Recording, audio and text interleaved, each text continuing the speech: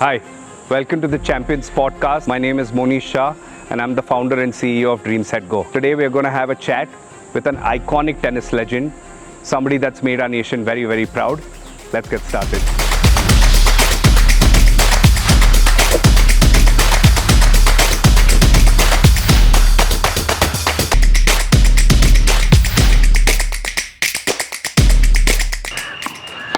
Hi Rohan.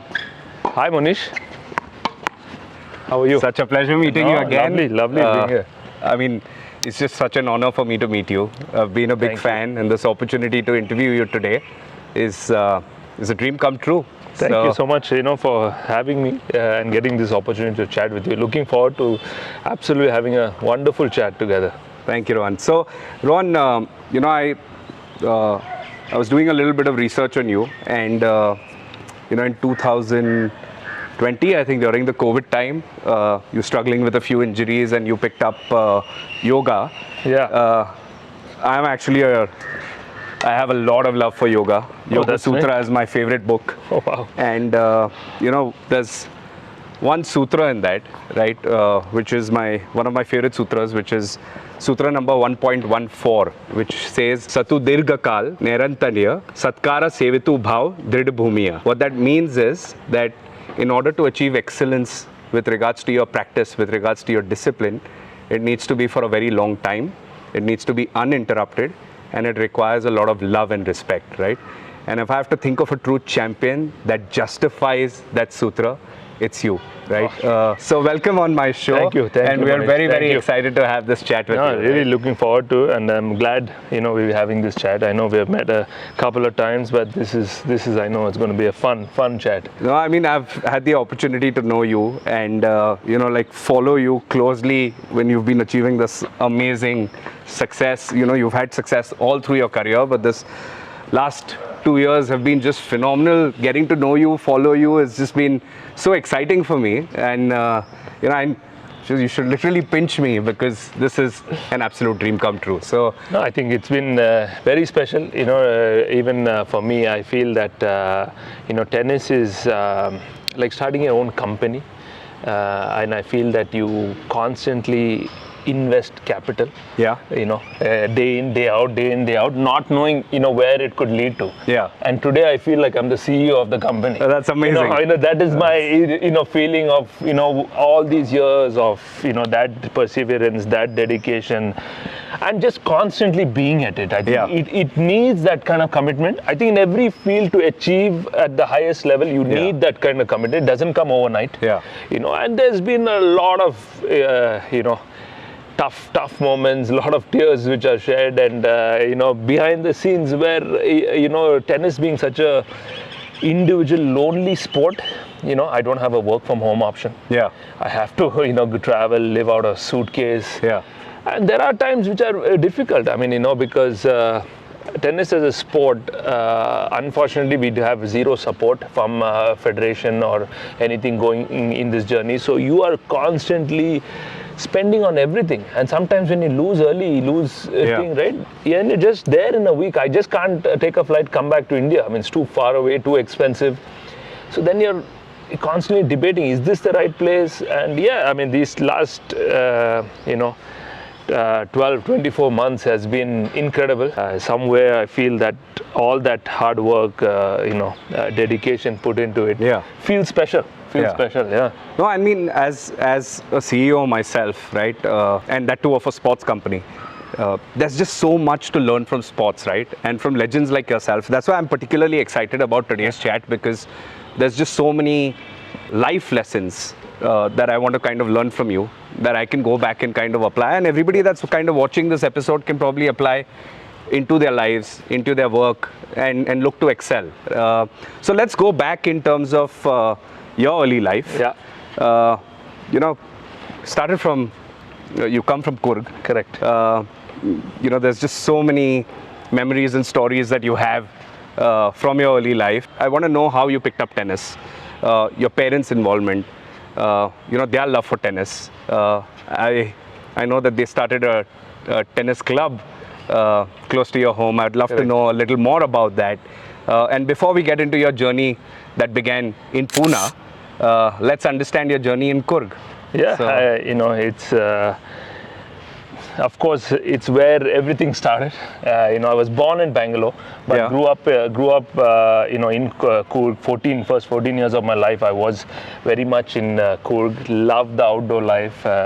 Loved playing sports in general. I Yeah. mean, when I went to school, played all the other sport except tennis, because tennis, we didn't have a tennis court in the school. Yeah. But I just liked being outdoors. Anytime I had to go to class, What is it? Cricket, football? Everything, actually, everything. Hockey? Field hockey, Yeah. field hockey was a big thing in Coorg. I mean, Yeah. as I think your dad's got a story with hockey as well. yeah, Hey, he we'll has get a to that. Yeah. great story.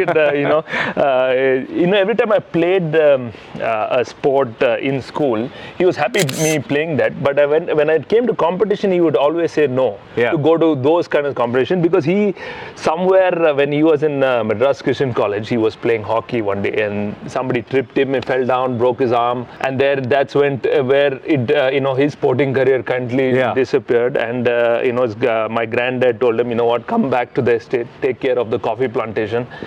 And somewhere I feel, that fear he had, maybe, if I played some sport, this could also happen. Yeah. At school, it was okay, fine doing that. And then my dad and a few other friends of his, they loved tennis, and I think a couple of the members, his friends rather, kind of knew tennis, and they all, taught each other kind of tennis, learned from the book. My dad learned a lot from reading on how to. So he was really passionate about tennis. Yeah, then. absolutely passionate. So they decided, they will build a tennis court. Yeah. More so the fact that I think it was more encouraged from my granddad side, because the evening part after the coffee plantation work is all done, Yeah. they all used to hang out. Yeah. So my dad and his friend used to just hang out all over the place. And Yeah. one day my granddad was driving past this bridge, and they were all his friends were just chilling, overlooking this beautiful river there, and they were just hanging out. And my dad they finally came home,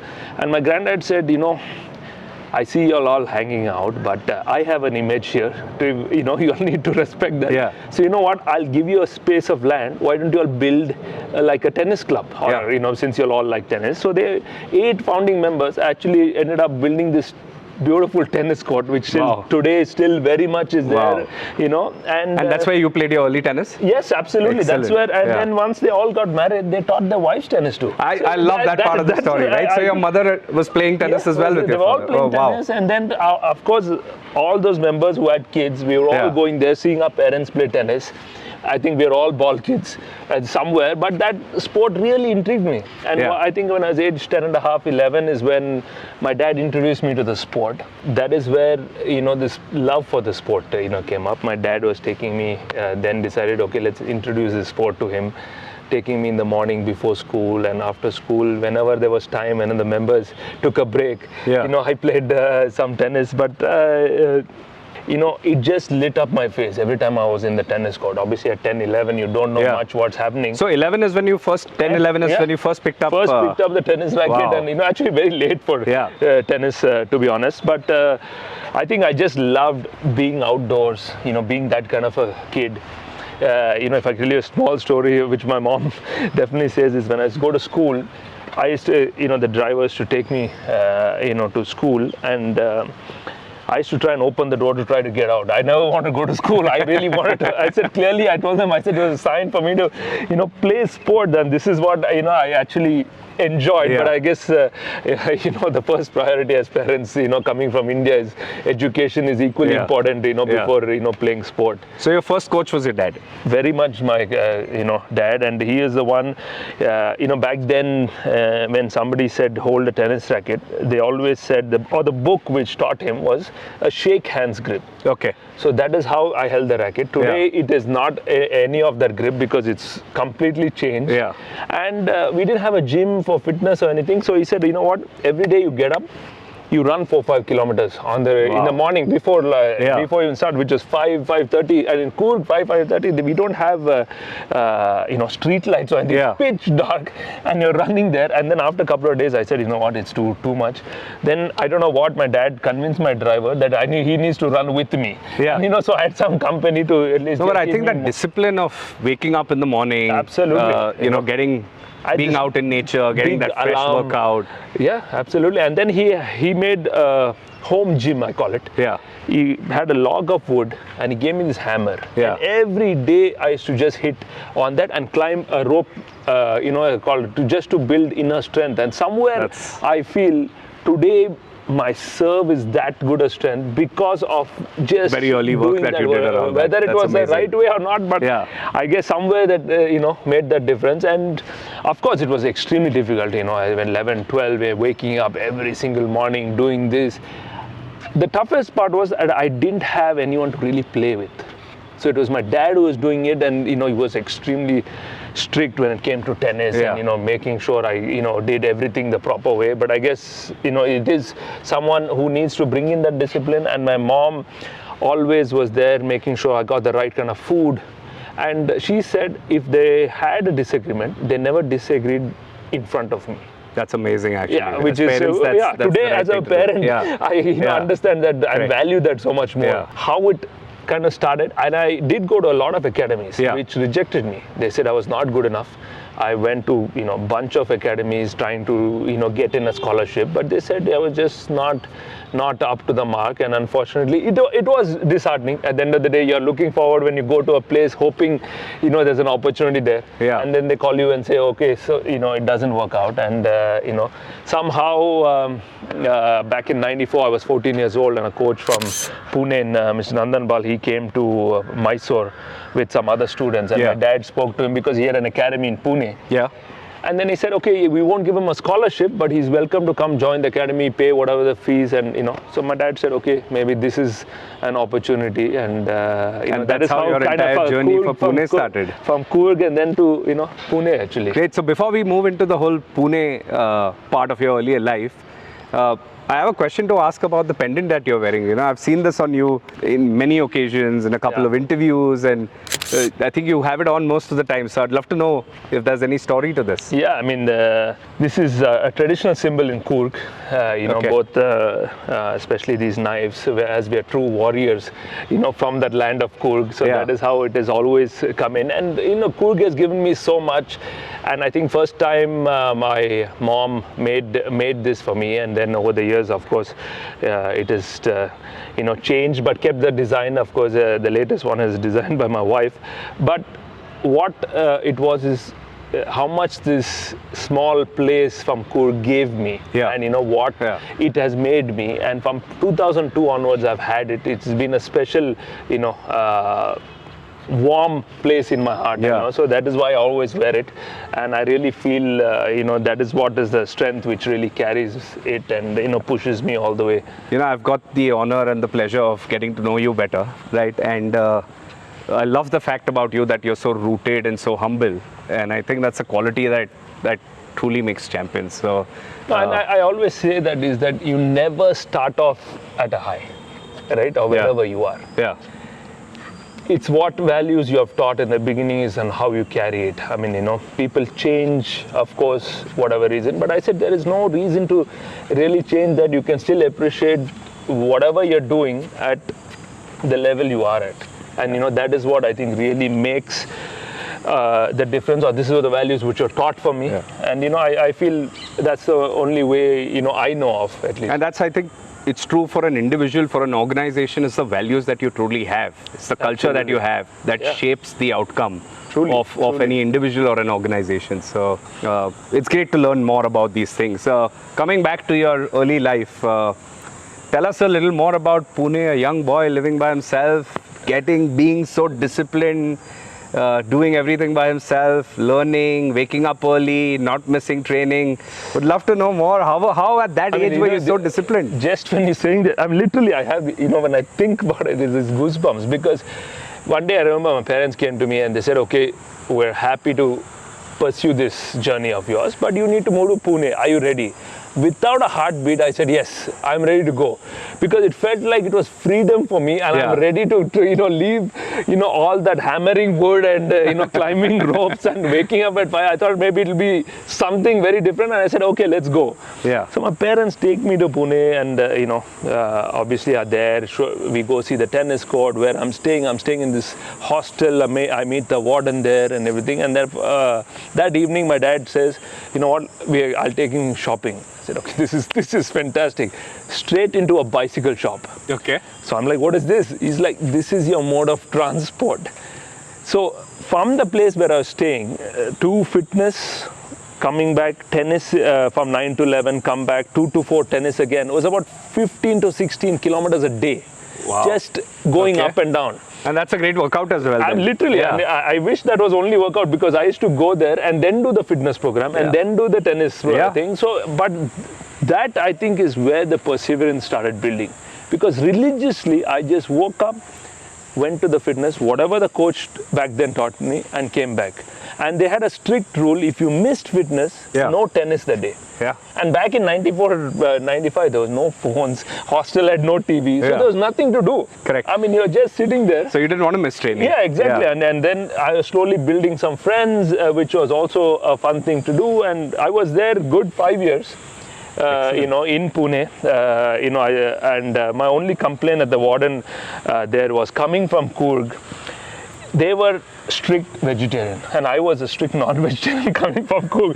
That's the so only, from Coorg to Pune, complete diet change. Every time my parents called, my only complaint was, I'm not getting enough non-veg. That was my only thing. And then I think after 2-3 years, finally the warden realized this guy needs a little more meat in his diet. So then he and me got along really well. A very elderly gentleman, unfortunately, he passed away a few years ago. But it was amazing just to be there, understand, that culture as well. I made a lot of friends who I'm still very close to, today. Every time we, played that tournament in Pune, I had all my, old friends come and watch me. And there were 3 coaches there. One is Nandan Balachandran and Narendranath, these 3 coaches who played different roles, in that journey. Yeah.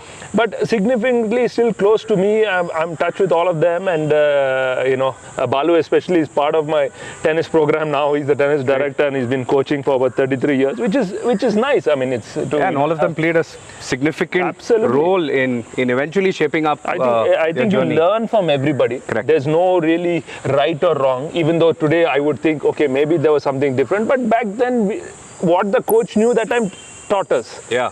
So I feel every journey stepping place is a way to learn. But the other good part was that they let the players go to a new place to learn. Some places they hold back the student, thinking that yes, this is the only place to learn.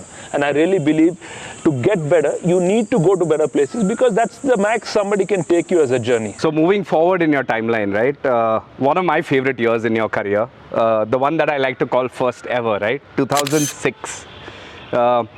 It's the first time you make it to the ATP Tour final with Prakash Amritraj.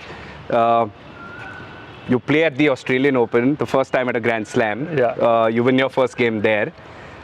You also go and play at the Wimbledon and win your first game there. You win the Asian Hopman Cup with the iconic Sania Mirza. Yeah. You get selected for the Asian Games. And to top it all up, you play a game against Roger Federer. I think all of this for the first time in your career. So I'd love to know a little more about that year, Yeah, I mean, it was... Roger Federer, Sania Mirza, all these, being at Wimbledon, playing, winning, it's just a dream come true. Yeah. So, no, I think, as a tennis player, you want to play at this highest level of tournaments, and nothing like representing India at a Grand Slam. Yeah. I get to, partner somebody from India. Prakash and me, we were both teammates, in the Davis Cup team, and, we share a great rapport, so, off the court. So it made it actually very easy playing with him on the court, and we enjoyed it, and it was in Chennai Open. We had a lot of support, and, especially when you have an Indian team competing, of course, you have the crowd behind you, and then, we won some close matches there, I feel, and but the atmosphere was incredible. For the first time, feeling that special to be on a tennis court, where otherwise you're playing smaller events where hardly people are watching. Suddenly you're playing at this big ATP event. Yeah. So many people are cheering you on. That was beautiful. That was amazing. beautiful. And I think that is where the first love of playing in India kind of also, came into enjoying tennis much more. And then we ended up making the finals. Unfortunately, we didn't win the tournament, but that journey to the final, those 4 matches, was really amazing. And then I obviously went on to play in Australian Open, then Wimbledon, my singles qualifying, which clearly back then you don't start off as a doubles player. You start off playing singles, so you're trying to be that in that journey, and then you're playing against the best players in the world, which was fabulous. I get an opportunity to again represent India at this big stage. I was watching that, and to see your name with the Indian flag out there was just such a proud moment. It was, and then you walk into this big locker room. From the world #1 to a qualifier, everybody sharing the same space, which was, I thought, the best thing ever, because they don't differentiate just because somebody is ranked differently, and because they always believe that everybody starts from the bottom, and then of course they go up. So that I think was really encouraging. When you walk in and a qualifier and you see these the big athletes, all of them there, and and you only read about them or you watch them on TV, and suddenly they're sitting there opposite you, it is encouraging. I mean, is motivating, and then you want to do well. You want to be at this stage, and then I go on to play at Wimbledon. Of course, playing against Roger Federer, who was world #1. It was I'm telling you, 2 days I was nervous, because there's a funny story to it. I was traveling with my physio, Shamal Valabji, that time. We were in Prague, and we were traveling to this place called Halle. Yeah. So that is where the tournament is, the ATP tournament is. And we go to the train station, and we say, okay, 2 tickets to Halle. So he gives us 2 tickets. We get off the station from Prague. We take the train to Halle. We get off the station and call the transport, and he said, oh, we are outside the station, but we don't see anyone to pick us up. And he said, what do you see in front of you? We said, we see the zoo in front of us. So he says, oh, you're in the wrong Halle. There's another Halle. So I'm like, what do you mean? I said, in the same country, there are 2 cities named Halle. And so we were 4 hours still away. Oh, okay. So we took another train and then end up going there. I couldn't practice that day because obviously it was late. Straight into qualifying. I end up qualifying on the grass court events, and the first name out of the lots for qualifiers comes out my name against Roger Federer. I'm like, wow, this is going to be, totally nervous, of course, playing in. But the minute I stepped on the tennis court and I hit that first tennis ball, it felt the nerves just calm down, because I was in a familiar place. And I think I played probably the best tennis I could play in that first set. Got close to, maybe getting a set off him. I lost 6-7, and then after that, I think he was warmed up and killed me 6-2. But it was. It's an amazing experience. Something that's going to live with you for your life. And then over the years, I got to know him so much better, and there's an amazing respect, in that locker room for all these athletes, whoever comes in, and it's beautiful. No matter where he sees me, and as recent as last year in Shanghai, I met him, and we had great conversation, and it's beautiful. I think very rarely you can tell where you can go to 50-60 countries and you have someone to connect with and tell you where to go. I mean, even though you don't have to meet them. And this is, tennis is what has brought me that friendship. Oh, that's amazing. Rohan, moving forward, 2008 to 2013, again, very interesting journey in your life, right? 2008, you go and win your first ATP title in, I think it was LA? LA, correct, yes. And then 2010 is again a very interesting year, because it's all about the Indo-Pak Express. You and Asim Qureshi, you win your second ATP title in South Africa Tennis Open. Yeah. And then you make it to the Wimbledon quarterfinals in doubles, both of you. And then you go on and make it to the US Open finals, where you face the very mighty Bryan brothers. And then, in 2011, again, it's a quarterfinal, right? And that's at the French Open. French Open, that's right. So, walk me through, you playing at the highest level now, amazing partnership that you built with Asim Qureshi, and walk me through 2013 as well, and we'll come to that again, facing Bryan brothers. So. Yeah.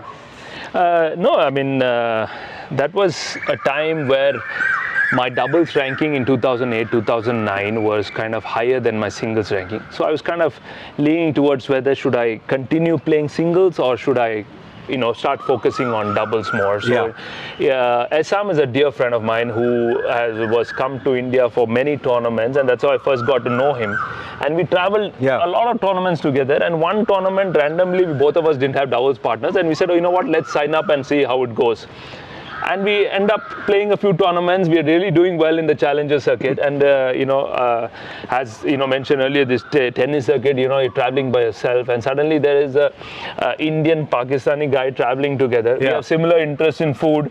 I was talking in Hindi, he was talking Urdu, similar. So a lot of the Europeans are hanging out together, South Americans are hanging out together. So we we started traveling together. So kind of also helps in a lot of the, things in terms of just planning the calendar and all that.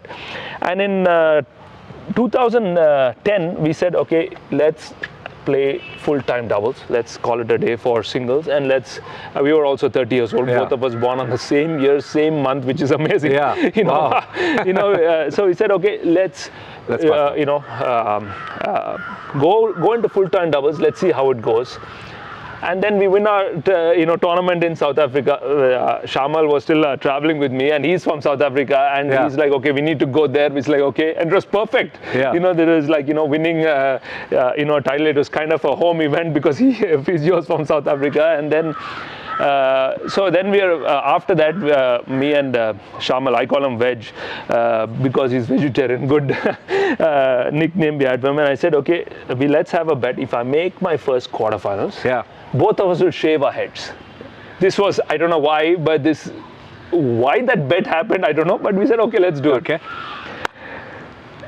Going few months later, we are at the Wimbledon, playing some good tennis, and then we are in the quarterfinals. We end up losing quarterfinals. My parents are there as well. They watched my match. We come out of the match, go into the locker room, have a shower. At Wimbledon, next to the locker room, there's a barber shop. So we finish that, and walk straight to the barber shop. Both of us shave our heads, and then I go to meet my parents, and next to court 14 at Wimbledon, there's a stairs which walks down from the player lawn to the court. Correct. So my mom is standing below on the courts, and then I'm walking down. So she glances like this, and then she's like, what? I mean, because half an hour, 45 minutes, I have full set of hair. And then now this bald guy, walking down. She couldn't believe it.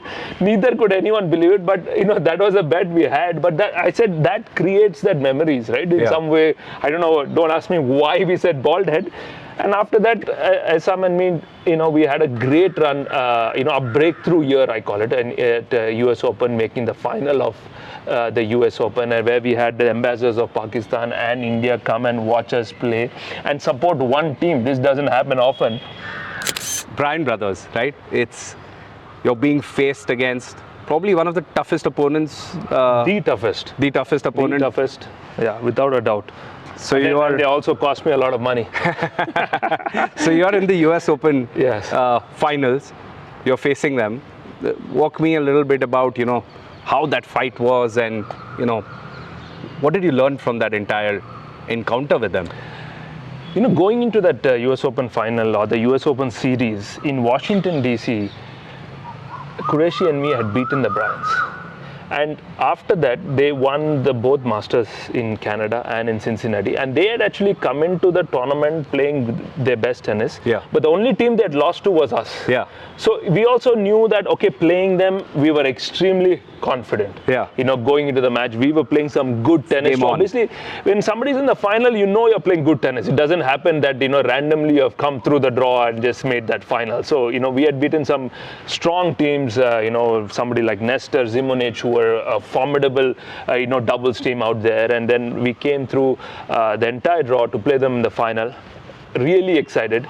Of course, we knew the crowd was not going to be on our side as, compared to, what kind of support they would have. But I think we started off really good, playing some fantastic, tennis and to the strategy we were going into. I mean, I still remember both the sets we lost 6-7, 6-7, to them. But both the sets in that tie break, we had the mini break, we had the upper hand, and we kind of let it go. Yeah. But of course. It was a game changer for our journey. We had just decided to play doubles. Little did I know that it would take me 14 years later to win a Grand Slam in the men's doubles. I thought, okay, we made the Grand Slam final. Now next year, we're going to end up winning it. That's when reality, I think, hit.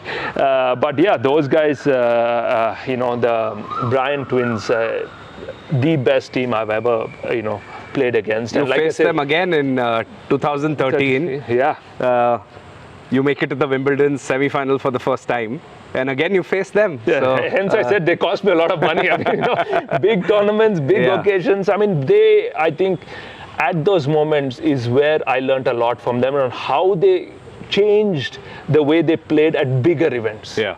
That is something which I think it was great to learn from. Yeah. And to see what changes they brought. And over the years, just getting to know them, talking to them also, helped in many ways. But head to head, they definitely had way more than more wins over me than I did over them. But it was truly, amazing and great to play against them and learn so much also from them. 2017-18, again, great milestone. You start off the year by winning the Chennai Open doubles there. I think you end the year with the Monte Carlo Masters. But in the middle, you do something amazing and something iconic, right? So you team up with Gabriela Dabrowski and you go ahead and win a Grand Slam mixed double at French Open. So that's just an incredible moment in your career. Can you tell me a little more about that and what was it partnering with her? I think it was a beautiful year, like you said, winning a title here at your home country. And then when the clay court season began, I was partnering Pablo Cuevas from Uruguay. We won the Monte Carlo Masters and then the French Open. I was not sure who I was going to play, mixed doubles with, and luckily I found this Canadian partner, Gabriela Dabrowski. Somewhere I felt I had a good Canadian connection, playing with Daniel Nestor, Denis Shapovalov, so Dabrowski was a formidable, doubles player who's been playing for many years on the circuit. And luckily for me, she didn't have a partner that week, and we said, okay, let's, try and play. And these mixed doubles, tournaments sometimes always last minute. It's because this only happens in the Grand Slams. You don't really practice together. You just get on the court and hope for the best. And luckily for us, it was a fantastic week. Just that from the first match, it felt the way we connected and way we played. I think it was really a positive sign. Yeah. Otherwise in mixed doubles, there's always a little ups and downs, in these matches. And straight away, we played some good tennis, beating some really good teams. And in the finals, actually, we were match point down, especially, and I was thinking, oh, it's going to be another final, and it had been a long period of time, 7 years since I made a Grand Slam final. Yeah. And here suddenly I'm sitting there, match point down, and luckily Dabrowski did a great return. We ended up leveling the score in the super tie break, and winning that Grand Slam title. It was extremely special. It felt like a lot of ease.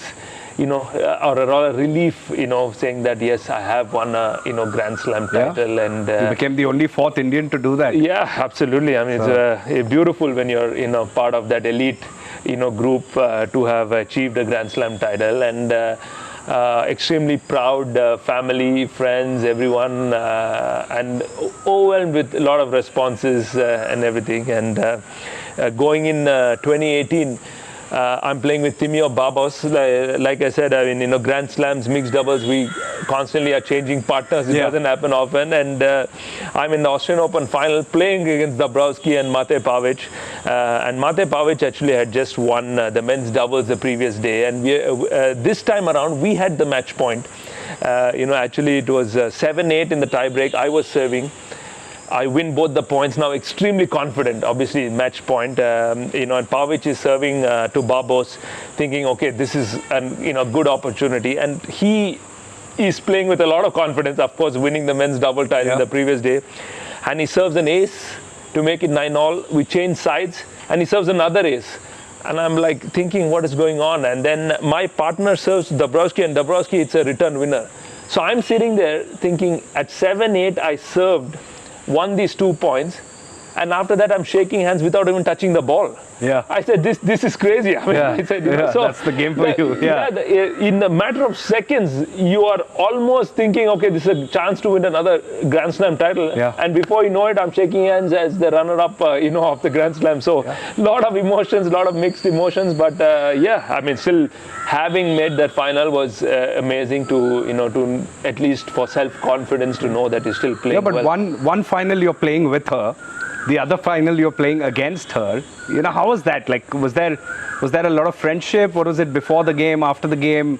I think there's in 2018? a mutual respect. I think over the years of constantly playing with different partners, it's the same players you're playing against. So you are hanging out with them. You play against them, and once the match is over, there is a mutual respect. And I think that is something we have always had for a long time. And tennis players understand that you will end up playing each other. Not only from different countries, but also same countries. If you're doing well and you're not playing together, there's a good chance that you will play against each other. And the downside to that is exactly what their strengths and weaknesses are, and you just need to decide who plays that day, and that game better. So, Rohan, this is where it comes to the most interesting part of your story. You won a Grand Slam. 2017, 18, you were playing some amazing tennis. And then, of course, we went through the whole COVID patch, etc. I want to draw some inspirations with the journey that most of us have, right? We taste success. Tides change. Sometimes we hit really rock bottom. And then we've got to pick ourselves up and find that inspiration to go out and do something even bigger. In my own personal life, was a very successful banker, did my own startup, put all my money into it. My best friend put a lot of his money into it. He built it with a lot of passion. After 5 years, didn't work out, hit rock bottom, said I needed to kind of pick myself up, found this amazing individual that gave me this opportunity, and we started off Dream Set Go. And you have to find that inner strength. You have to find that tough mental space to be able to kind of motivate yourself, pick yourself up and say, I'm going to kind of, give it another shot. It's another day, right? In your case, you'd already got success. You were aging for an athlete, and for the average, that is, COVID hit, you were facing tons of injuries. You were popping painkillers like chocolates. And then you still found something within you. You found a solution. You kept going. You had that discipline. You didn't stop with your hard work. You were like, my story is not over yet. And then we'll move to the 23, 24. But just walk me through that patch, right? What was going on in your head? How did you have that kind of mental and physical resilience to do what you did?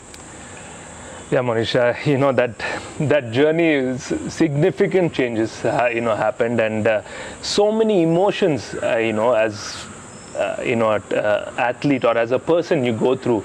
I think I know, I relate to somewhere, the way, you also picked yourself up. The number one thing there is, I think you have to have self-belief, because everyone write you off at the end of the day, especially when you're getting older, right?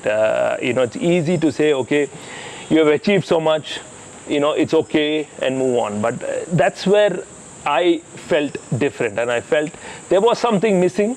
There was something which needed to be done, and of course it was extremely difficult because I I had lost all the cartilages in my knees. It was completely worn out.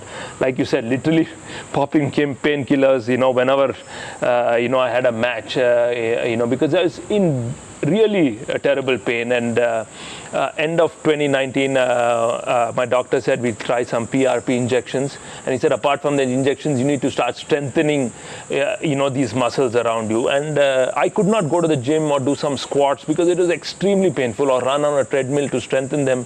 It was just not possible. And that's when you're not really playing tennis, you're just going through the motions because there's too much of pain to really do much. And I say that is where you need the right kind of people also around you to understand the journey and not really judge you for who you are or what decision you take, just to support that decision. And that's where I felt my wife Supriya and my coach Scott Davidoff are the two people who have played such an important role, when you're low, to also pick you from that. And my wife said these beautiful things, and she says, when you change your limitations and look at it as opportunities, that is when a lot of new things happen. And in 2021, I went on a phase which I'd never in my entire career, from the day I started tennis, I had been in this situation. For the first 5 months of my tennis journey, I didn't win a match.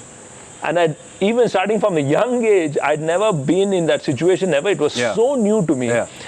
And extremely lonely. I mean, traveling, living out a suitcase, going week in, week out, and you're playing these matches, not able to win matches. And I'm sitting in Portugal, I lost my match. I'm sitting across the ocean, and I love water. I love water. And that was sometimes I felt calm. It's calming. It is beautiful. And then, I remember talking to my wife, and I told her, I think I'm 41 years old. I think it's time to, call it a day. I think this is where something is missing. I can't even win matches. It's no fun. She said, yes, if you want to do that, that's up to you. It's your call. But don't do it when you're low, when you're down.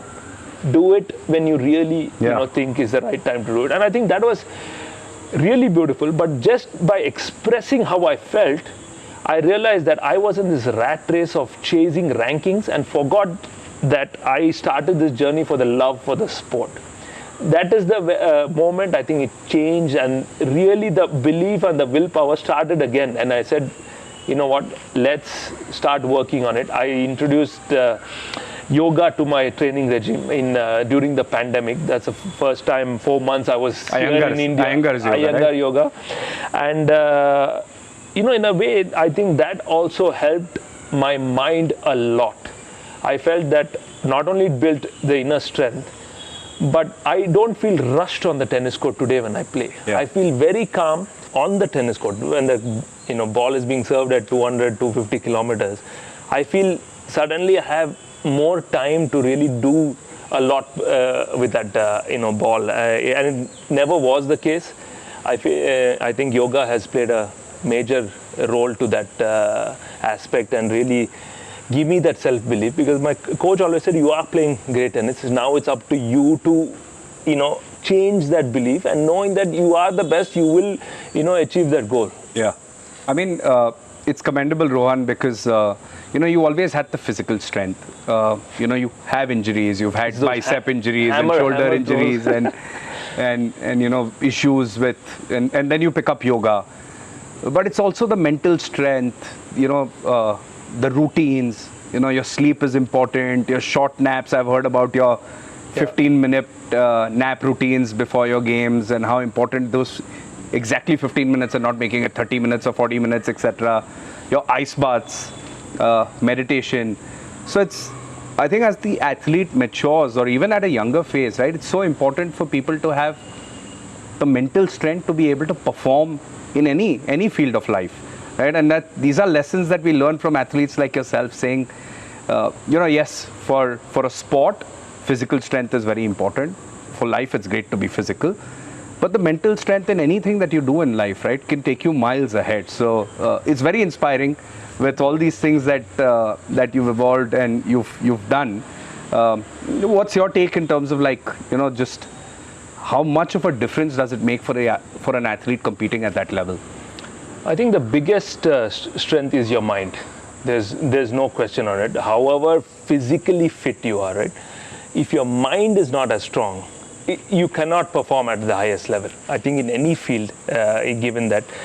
And to feel physically fit, you need that recovery aspect in terms of making sure you do the right things. Today, I'm doing about 45 minutes of just mobility right when I wake up, doing the yoga, doing some meditation, depending whether it's a practice day or a match day, on what kind of meditation I'm doing. It's just maybe a 7 to 8 minute meditation. It's not like a long period, just very specific.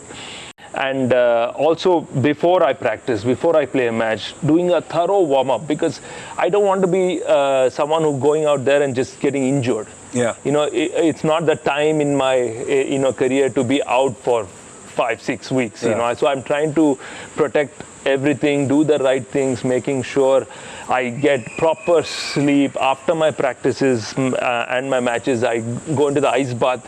It was a love-hate relationship into the ice bath, and today has been a pure love relationship because I know the benefits of it. It has really helped me, and I, look forward to actually getting into that, because I feel otherwise next day my body is kind of sore. I invest in a good physio to travel full time with me, and I keep telling the younger players, I mean, you may have the best coach in the world, but if you're not feeling good, even the best coach can't really help you there. So that recovery is an important aspect. I mean, the right amount of sleep you get. So I make sure that I get 7 to 8 hours sleep every day.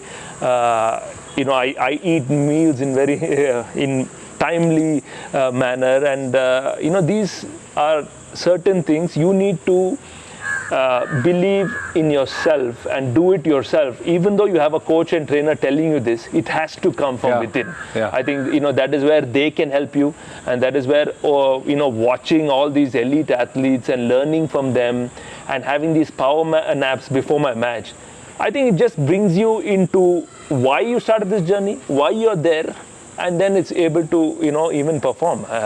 Because especially when you're playing doubles. Before I used to look at it and tell my coach, I wish my partner could have made that volley. He could have done this better. But now I started looking at it, he's missing that volley because my serve was not good enough. So I started changing that perspective and said, let's look within myself and then figure out what the other part is. It's easy to, as a human being, right, is to just blame someone else.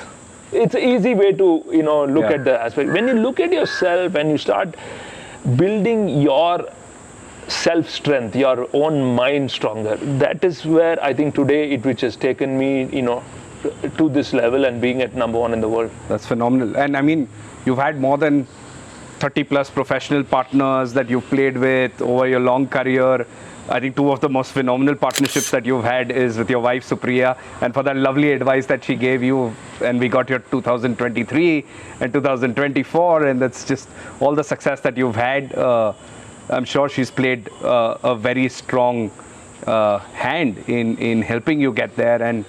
And your coach, Scott, he's been with you for over 12 years. That's amazing in terms of, I think in terms of professional longevity, it's a really long period, right? So, hats off to both of them for playing such a big role. And, I've heard from you and we've spoken offline, and you've said how important they've been in your journey. So no, they're extremely very important in that journey, both the professional side and personal side. I keep telling my wife she's a psychologist, and I feel somewhere I get my counseling even though she can't really counsel me, but somewhere when I communicate to her, she understands where I'm coming from, or helps me speak to my partners in a certain way that could help in that partnership.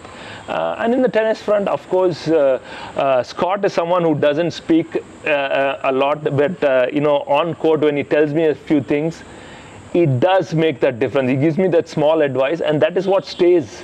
And they played a fantastic and a huge part of this journey. And every success, I think, is very much theirs as much as it is mine. That's amazing. Coming to the last leg of this conversation around your career, right? And 23, right? Matthew Ebden, and you'll have done wonders together. Also, that's the year that you win your second Asian Games gold with a youngster, mixed doubles. And once again, you make the nation proud. You've just done, like I say, 21 years of Davis Cup, representing the nation at the 2012 and 2016 Summer Olympics, 2 Asian Games golds. It's again, but to do it, as now, as a senior mentor with a young partner, and going ahead and, making it to the, and I remember texting you before these games, right? The Wimbledon semi-final and the US Open finals, right? And you were just knocking on that door constantly before Australian Open happened in earlier this year. And before that as well, you and Ebden were in amazing form. Indian Wells you all won, and at the start of the year you won one more before that. So walk us through what was going on and this amazing partnership that happened out of nowhere. Yeah, it was. I'm really thankful this partnership actually happened in 2022, end of 2022. I was playing with Matthew Middlecoop, and then literally 1 week before the tournament calendar finished, he came up to me and he said he wanted to play with a Dutch partner, and unfortunately we won't continue in the next year. And it was, like I said, it was the end of the year. Not many players, to find was available. And thankfully for me, Matthew Ebden was in a similar boat that his partner decided to play, I think, singles. Destiny? Yeah, I think it is destiny. And we said, okay, let's team up. Let's play the first 3 months of the year, see how it goes. And then I told my coach, Scott, I'm playing with Matthew Ebden. I need to also make sure I'm physically fit. So let's just invest in that physio, get a new physio on board, because I said, this is a good opportunity here. Someone who has won a Grand Slam, he had just won Wimbledon the previous year. And I said, let's see how it goes. And unfortunately, 2023 January was terrible for us. We lost both first rounds in Adelaide and in the Aussie Open. Then you're thinking twice, oh, is this partnership really good? And right after that, and those were early rounds, right? First rounds straight away, and then we go to Rotterdam, make the final, and then we win Doha, then win Indian Wells. Correct. And it's like, okay, this is where the self-belief as a good partnership changed. We started, I think, understanding each other as a team and slowly building on that. I think that consistency of doing well in those tournaments, even making semi-finals at Wimbledon, heartbreaking loss at US Open, finals. But in some way or the other, I felt it is just that every tournament we were performing well. We were there to contend with from whoever, no matter who played against us. And that's what I think led to the 2024 major victory in Australia. It didn't happen overnight. Yeah.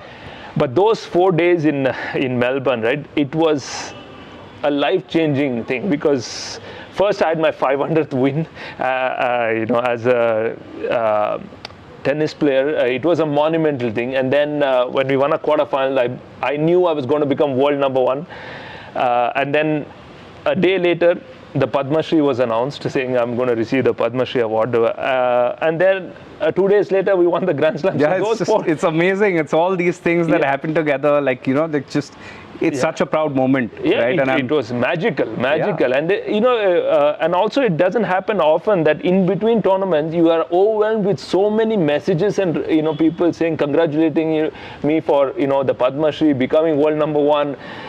Before you, and it's literally you're hardly getting sleep. Suddenly your phone is buzzing so much, and it was a very different scenario. I'm extremely proud that it is 2024 after 61 attempts, 19 partners, you win the Grand Slam. It was it's your second Grand Slam, but your first doubles. And fantastic. I mean, it was like I was carrying this entire burden on my shoulders. And I think the minute I hit that overhead, it felt like it just flew away, and my body automatically fell to the ground. Yeah. I think it was just that. It was, that. I love the celebration move between both of you all, by the way. So. I mean, though I was telling Ebden, I think we should take it easy because I still need to keep playing. Okay, in the finals, if we win, we can go after the chest bump. But then I said, you can still, jump up pretty high. But for me, it's takes a lot of effort. But then it was just spur of the moment. It's a long, illustrious career, and coming back to how proud we've been as a nation.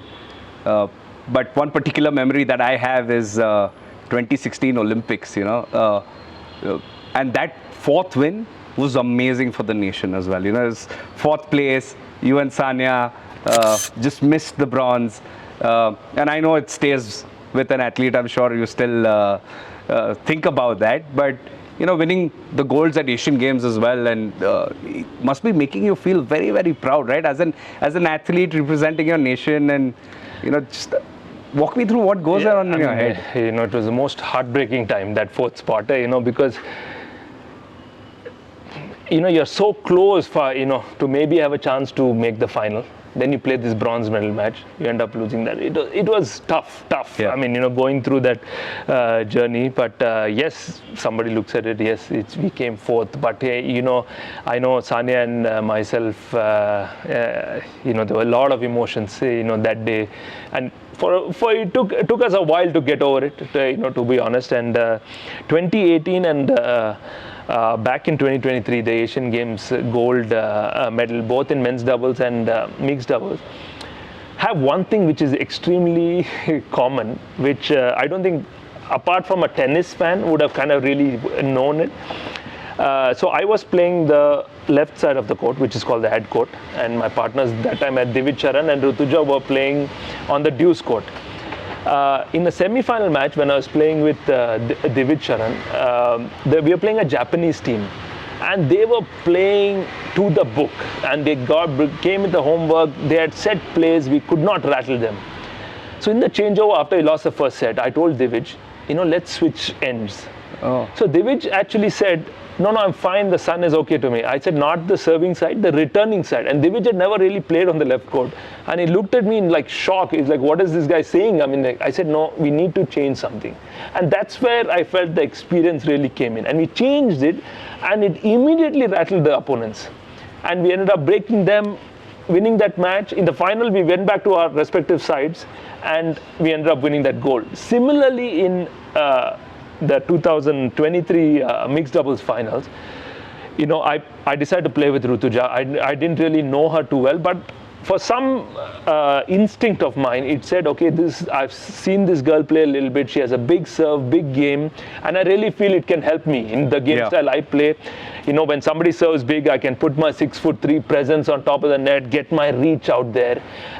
You know, and this, you know, luckily for us, ended up being extremely well. And in the final, Rutuja was extremely nervous. I mean, you know, the way she was playing, and she was finding it difficult to, you know, play her shots. And especially playing on the deuce court, you need to start off that first point and, you know, and then try and, which I think it was an overwhelming feeling for her. And we lost that first set, and that is where I told her again, you know, it's a big moment, big occasion. Let's enjoy this. And just before we went on the court, I said another thing, we'll switch sides. And I didn't give her really time to think about it. I said, you know what, you just go there and we do it.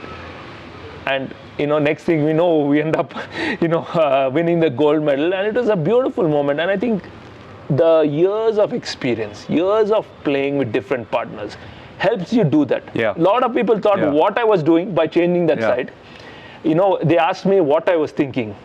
I told most of them that glad I was thinking. Yeah. Because if I was, you know, just not thinking there, I would have gone with the routine and, you know, done that. So that is where I think a senior partner, experienced partner comes into play. And, you know, anytime you win a medal for the country, it's, I think, amazing. Rohan, there's just so much to learn, right? The takeaways for me and for anybody who's at a corporate leadership role, it's important to have the hard work, the dedication, doing the same thing in and out, being able to adapt, being able to change, perseverance.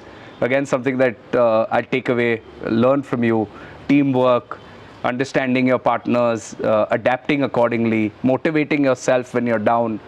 And the last thing that I picked up from the conversation right now is the strategic thought process, right? To be able to be quick on your feet, adapting to the situation, and re-strategizing yourself to make sure that you have a great outcome. And a great outcome you did have. Yeah. World #1, Rohan, we are so proud of you. Thank you. Right? You know, it's been an amazing few hours chatting with you. It's been an absolute honor. We've just got one last segment, Rohan, where now we want to kind of put you on the spot. And we are going to ask you about your ultimate tennis players, right?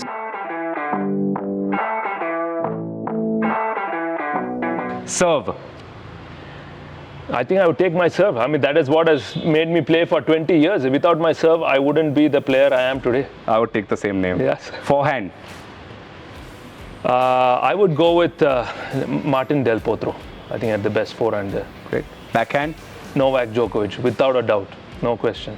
Great. Drop shot. Nick Kyrgios. I think he had good feel, great drop shot. Overhead smash. My partner Matthew Ebden. I've played with a lot of partners. Yeah. I think that's his best strength, and it's doubles. There's a lot of lobs which happen, and he's got a fantastic overhead, fantastic athlete. Slice. Roger Federer. I think he really changed the momentum whenever he wanted with that slice or that slice return. I think he had a great slice. Yeah, I agree. I mean, he was just a treat to watch. Absolutely, yeah. Volley? Stefan Edberg.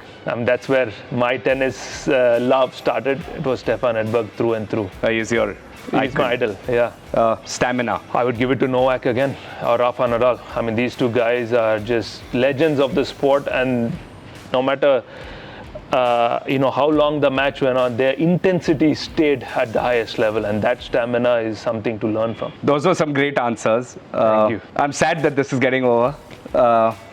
But again, I'm extremely grateful that I've got this opportunity to sit here and spend this time with you.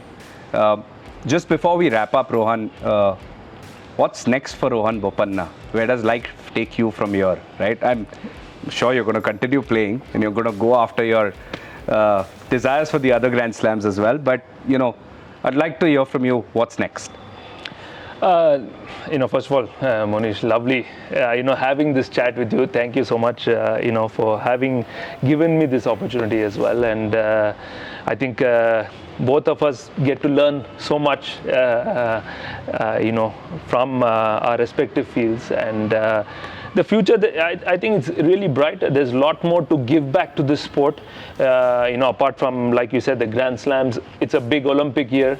Great opportunity for someone to make their debut partnering me at Paris. I think it's going to be beautiful.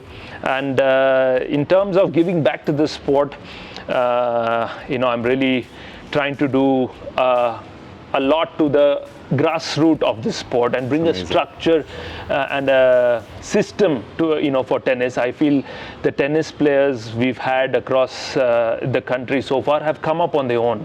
We need to build a good grassroots system, like how cricket has built for over the years. Hence, we have so many players coming in and trying to be their best and representing the India. So similarly, we need a similar journey in terms of tennis. So I'm trying to not only be part of the federation, but also help these young athletes, be there to able to communicate with them and just build that future. And so important to give back. Yeah, and absolutely. We are official agents for the Paris Olympics, exclusive in India. Beautiful. I'm going to be there cheering loud, and I hope a lot more Indians come to Paris and we cheer you live. I mean, they have a great vehicle, through you guys to come to Paris and actually support all the Indian athletes. I think it's beautiful. Not many opportunities like this have had in the past, and this is, I think, a fantastic opportunity for, I think, everyone in the country to come and watch these games and also hopefully support all the Indian athletes. It's been an absolute pleasure chatting with you. Thank you so much, Rohan Bopanna. Thank you, Monish. Thank you so much for having me. Pleasure was mine. Thank you.